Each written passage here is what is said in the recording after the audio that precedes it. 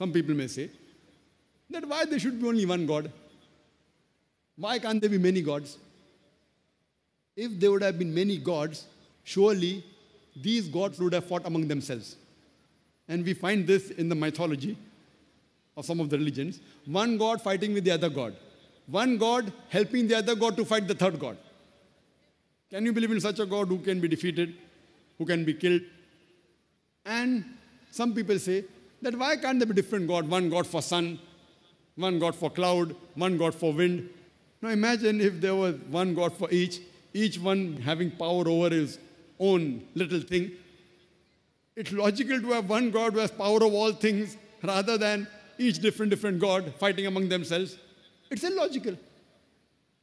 That's the reason the Quran says in Surah Anbiya, chapter number 21, verse number 22, that if there would have been gods besides Allah, surely there would have been confusion in the universe. It's mentioned in Surah Mu'minun, chapter number 23, verse number 91, that Allah subhanahu wa ta'ala does not beget a son. If there were God besides Allah, each God would have taken things would have created and hoarded on the other. Surely there would have been infighting amongst them. That's what we see in the mythology. The best and the most logical is only one God. One and only, all-powerful, having power over all things. That's the reason. If you read the scriptures of the major world religions, all the scriptures of the major world religions, they say that Almighty God is one. He has got no images. He is not begotten. He is one and only. Absolute and eternal. There's nothing like him. And by the passage of time, many of the scriptures, almost all besides the Quran, these scriptures have changed. Allah says in the Quran in Surah Baqarah, chapter number 2, verse number 79, فَوَيْلٌ لِلَّذِينَ يَكْتُبُونَ الْكِتَابَ بِأَيْدِيهِمْ ثُمَّ يَقُولُونَ هَذَا مِنْ عِنْدِ اللَّهِ لِيَشْتَرُوا بِهِ ثَمَنًا قَلِيلًا فَوَيْلٌ لَهُم مِّمَّا كَتَبَتْ أَيْدِيهِمْ وَيْلٌ مِّمَّا يَكْسِبُونَ. That woe to those who write the book with their own hands and then say this is from Allah, to traffic with it for a miserable price. Woe to those for what they earn, woe to those for what they write. So here it's mentioned in the Quran that people write the scripture with their own hands and then say this is from Allah.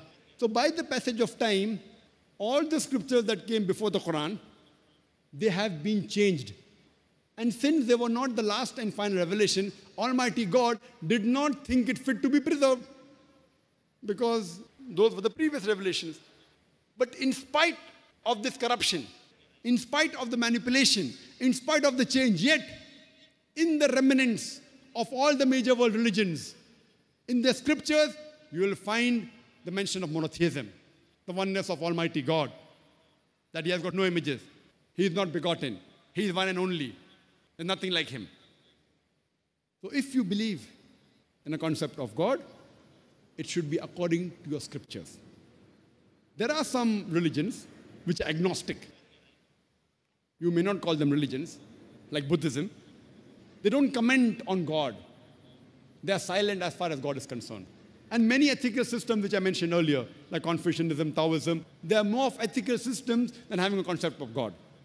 And as far as the people who are atheists, like Jainism, etc., to those who are agnostic and atheist, they can refer to my video cassette, Is the Quran God's Word?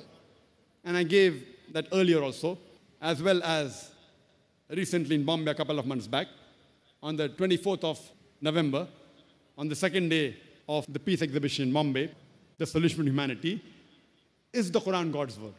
If they see this cassette or the talk, inshallah, if the human being is unbiased, with the help of the Quran, I've proved the existence of Allah subhanahu wa ta'ala.